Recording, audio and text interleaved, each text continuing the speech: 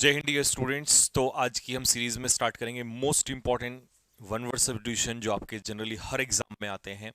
सबसे अच्छी चीज़ कि आपको प्रैक्टिस भी मिलेगी, इसमें आपको क्वेश्चंस भी नए क्वेश्चंस मिलेंगे और हर क्वेश्चन का मिलेगा एक्सप्लेनेशन। ठीक है, क्लास स्टार्ट करने से पहले बता दूं, जो बच्चे स्पेशल कोर्स इंग्लिश स्पेशल ढूंढ रहे हैं, जो न्यू स्टूडेंट्स हैं, उनके लिए संकल्प बैच जो है कैडेट्स के एप्लीकेशन पर इस समय चल रहा है। आपका कोई भी एग्जाम 2024 की जिसकी आप तैयारी कर रहे हैं उसके लिए आप द बेस्ट होने वाला है, क्योंकि इसमें लेंथ में सारी चीज़ें होती हैं, चाहे चैप्टर वाइज हो, चाहे वोकैबुलरी हो, और चाहे सबसे इंपॉर्टेंट रीडिंग कॉम्प्रीहेंशन। ठीक है, चलिए जी स्टार्ट करते हैं सेशन। पहला क्या है, द साइंस और आर्ट ऑफ पॉलिटिकल गवर्नमेंट। तो यहां पर उसने कहा पॉलिटिकल गवर्नमेंट, इसका मतलब पॉलिटिक्स की बात हो रही है। ऑन्कोलॉजी अगर आपसे पूछेगा तो स्टडी ऑफ कैंसर, यानी कि कैंसर का अध्ययन, ट्यूमर का अध्ययन जो होता है, दैट इज कॉल्ड ऑन्कोलॉजी। ठीक है, इकोनॉमिक सोशियोलॉजी होगा नहीं। एक ऐसी बुक जिसमें सब चीज की नॉलेज हो उसे कहते हैं एनसाइक्लोपीडिया। मैन्युस्क्रिप्ट होता है समथिंग रिटन बाय हैंड, तो हस्तलिपि इसे कहते हैं मैन्युस्क्रिप्ट। थेसरस डिक्शनरी ही होती है एक प्रकार की। ठीक है भाई लोगों, अ थिंग और substance that is liable to catch fire easily, जो चीज आसानी से आग पकड़ ले उसे कहते हैं इनकम्बिस्टिबल, सॉरी इनफ्लेमेबल। इनकम्बिस्टिबल होता है दैट डजेंट कैच फायर, जो चीज आग ना पकड़े। और ब्रिटल होता है जो आसानी से क्या हो जाए, इजिली ब्रोकन, जो आसानी से टूट जाए। Inaudible that can not be heard, जिसे सुना ना जा सके, जिसको सुन नहीं सकते। ठीक है, that can not be heard, जिसको सुनना बहुत कठिन हो जाए। अ ग्रुप ऑफ गन्स और missiles launchers operated together at one place, तो बहुत सारी बंदूकें या मिसाइल लॉन्चर्स को कहते हैं बैटरी। ठीक है, पेंट्री एक प्रकार का होता है दोस्तों किचन, जहां पर हम सामान रखते हैं किचन का। और सिमेट्री होता है कब्रिस्तान, इसे हम कहते हैं बरियल प्लेस, कब्रिस्तान हो जाएगा ये। ठीक है, अ बुक और पेपर रिटन बाय हैंड, अभी बताया था आपको हस्तलिपि, तो मैन्युस्क्रिप्ट। बाकी ऑप्शन सारे आसान हैं। ठीक है, one who dies for a noble cause, तो मतलब जो मतलब शहीद हो जाता है किसी कॉज के लिए, चाहे देश के लिए हो, तो उसे शहीद मार्टर कहते हैं। फिडल बंदा जो होता है वो किसी के लिए वफादार लॉयल होता है। जिसकी बातें रिलीवेंट हो, इसका मतलब उसकी बातें कैसी हैं, लॉजिकल है। रिलीवेंट मतलब लॉजिकल। नार्सिसिस्ट क्या होता है, सेल्फ लवर, मतलब जो खुद से प्रेम करता है, खुद से मोह करता है, तो उसे कहते हैं नार्सिसिस्ट। जहां पर सरकारी दस्तावेज रखे जाते हैं उसे कहते हैं आर्कीव, डी इसका आंसर हो जाएगा। हिंगार क्या होता है, a place where aircrafts are kept, तो मैं यहां पर लिख देता हूं एयरक्राफ्ट, जहां पर एयरक्राफ्ट खड़े किए जाते हैं। ग्रेनरी में अनाज रखा जाता है, अनाजाल्य कहते हैं इसे, ग्रेन्स। और क्लॉक रूम में रखा जाता है लगेज, और लगेज कहां पर, रेलवे स्टेशन पे। ठीक है, उस रूम को कहते हैं, उस जगह को कहते हैं क्लॉक रूम, जहां पर लगेज रखा जाता है। जानबूझकर चीजों में आग लगाना, दंगा करना, इसे कहते हैं आगजनी करना, यानी कि आर्सन। एग्रेरियन होता है रिलेटेड टू लैंड, यानी कि जमीन से संबंधित।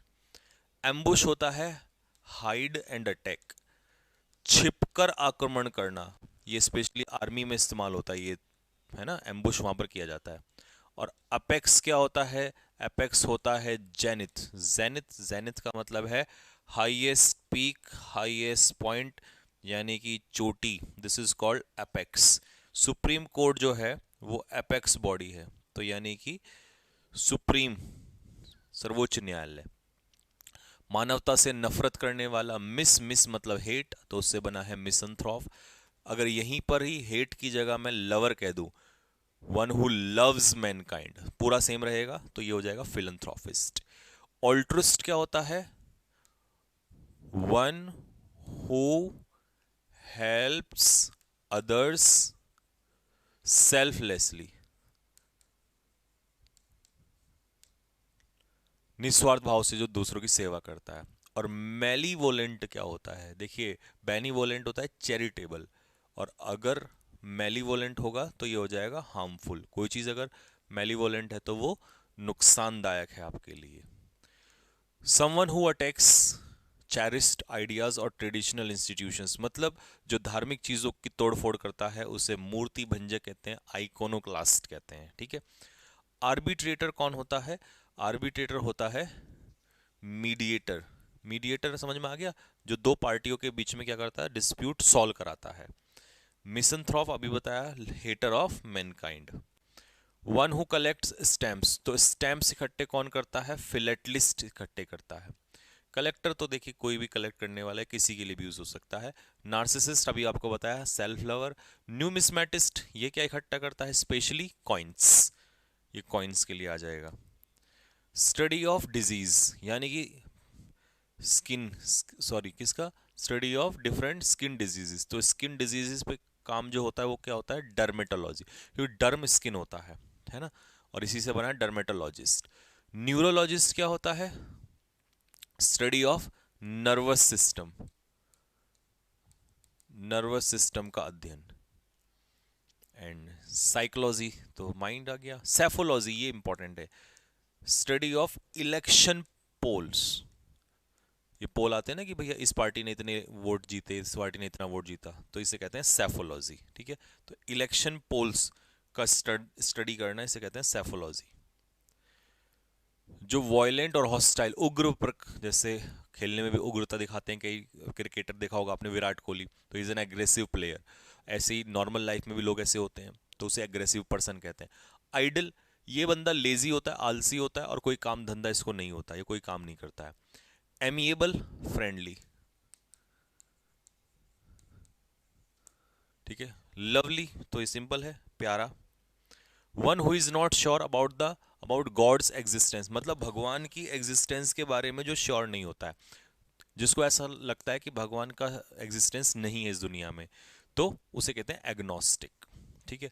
कभी कभी एथिस्ट से लेकर आप कंफ्यूजन में रहेंगे, तो एथिस्ट उसको कहते हैं one who does not believe in God. जब कहेगा बिलीव इन गॉड तो एथिस्ट, और एग्जिस्टेंस में बिलीव नहीं करता तो एग्नोस्टिक। ठीक है। एंकर तो आपको पता ही है, जो कोई भी शो होस्ट करता है उसमें, सॉरी, जब कोई शो होस्ट होता है तो उसमें जो बोलता है, बोलने वाला होता है, उसे एंकर कहते हैं। ठीक है। टाइडी, क्लीन, साफ सुथरा। हैगार्ड होता है टायर्ड, यानी कि थका हुआ। A person who makes maps, नक्शे बनाने वाला होता है कार्टोग्राफर। सिनिक्योर क्या होता है? सिनिक्योर होता है जॉब विद हाई सैलरी, लेकिन बट लेस वर्क, तो काम होगा उसमें कम और पेमेंट होगा ज्यादा। एनार्किस्ट अभी बताया, जो अराजक होता है एक तरीके से। ठीक है। One who does not want piece, मतलब जो शांति पसंद नहीं करता, सारे रूल्स रेगुलेशंस को तोड़ देता है, अराजक कहते हैं उसे। ठीक है। पॉलीग्लॉट क्या होता है? जो बहुत सारी, one who knows many languages, जो बहुत सारी भाषाओं को जानता है, that is called polyglot. Not fit to eat, जो खाने लायक ना हो उसे कहते हैं इनएडिबल। खाने लायक ना हो, खाने लायक होगा तो एडिबल होगा। पोर्टेबल होता है पीने लायक, यानी कि फिट टू बी ड्रंक, पीने लायक। सलन होता है चिड़चिड़ा, क्रैंकी, इसको हम बैड टेम्पर्ड भी कह सकते हैं, चिड़चिड़ा आदमी होता है ये। ठीक है। फ्रेगाइल अभी बताया था, तो इजीली ब्रेकेबल, जो आसानी से टूट जाए। ठीक है। A large group of people, specially the nomadic, जो इधर से उधर घूमते रहते हैं, वॉन्डरर्स। ठीक है। नोमैडिक मतलब वॉन्डर, बंजारे टाइप, जो, तो उनका समूह होता है होर्ड। ठीक। हैमलेट क्या होता है? Group of houses, group of houses, समझ में आ गया? Group of houses in a village. ठीक है, that is called Hamlet. Urban मतलब शहरी। कैवेलरी क्या होता है? ये होते हैं घुड़सैनिक। ठीक है, तो soldiers on horse back, soldiers on horse back, तो इसे घुड़सैनिक कहते हैं। ठीक है भाई लोगों। Animals that live in water, जो पानी में रहते हैं उन्हें कहते हैं हम लोग एक्वेटिक, और जो लैंड पे रहते हैं उन्हें कहते हैं टेरेस्ट्रियल। ठीक है। नॉक्टर्नल होता है एक्टिव एट नाइट, जैसे उल्लू, ऐसे प्राणियों को कहते हैं नॉक्टर्नल। और डायूर्नल होता है एक्टिव एट डे। ठीक है, डे टाइम पे। That which can be easily broken, अभी बताया फ्रेगाइल। ड्यूरेबल होता है लॉन्ग लास्टिंग, जो लंबे समय चलती है उसे कहते हैं ड्यूरेबल। पोर्टेबल होता है दैट कैन बी कैरीड, जिसको एक जगह से दूसरी जगह ले जाया जा सके। और स्टर्न होता है स्ट्रिक्ट, कठोर। ठीक है। वीकनेस एंड पुअर हेल्थ, कमजोरी किसी इंसान के अंदर कहलाती है फ्रेलिटी। ऑब्सक्योरिटी होता है अननोन, बीइंग अननोन या नॉट क्लियर, जब कोई चीज स्पष्ट रूप से ना दिखाई दे आपको, तो इसका उल्टा हो जाएगा क्लियरिटी। पोलाइटनेस आपको पता ही है क्या होती है, हम्बलनेस। हिंदी में इसे कहते हैं शालीनता। हिंदी में कैसे लिखेंगे इसे? समझ में आ गया ना आपको? शालीनता मतलब पोलाइट होना, है ना, गुड मैनर्ड। तो ये थे आज के आपके क्वेश्चंस। ठीक है, होपफुली बहुत सारे क्वेश्चंस आपको सीखने को मिले होंगे। बीसी क्वेश्चन नहीं है ये, क्योंकि इनके अंदर ऑप्शंस होते हैं, वो बहुत इंपॉर्टेंट दिए होते हैं। तो 50+ से आपको ज़्यादा क्वेश्चंस मिलेंगे इसमें। ठीक है, तो आप रिवीजन करते रहिए। मैं फिर से कह रहा हूँ, ध्यान रखिएगा, एक लाइन अपने माइंड में रखिएगा। हो सकता है इस समय लगे कि यार हम ही पढ़ रहे हैं, बाकी कोई नहीं पढ़ रहा, चलो हम भी छोड़ देते। नहीं, सिलेक्शन वाले बच्चे इसी समय पढ़ रहे होते हैं। और किसी ने बिल्कुल सही कहा है, कई बार पहले भी लाइन सुनाई है मैंने आपको, that it is better to sweat at the time of peace than to bleed at the time of war. War के समय में आप खून बहाएं, इससे अच्छा है इस समय पीस में आप पसीना बहा लीजिए। तो बस यही चीज़ समझदार लोगों को काफ़ी है। मिलेंगे नेक्स्ट वीडियो में, तब तक के लिए जय हिंद।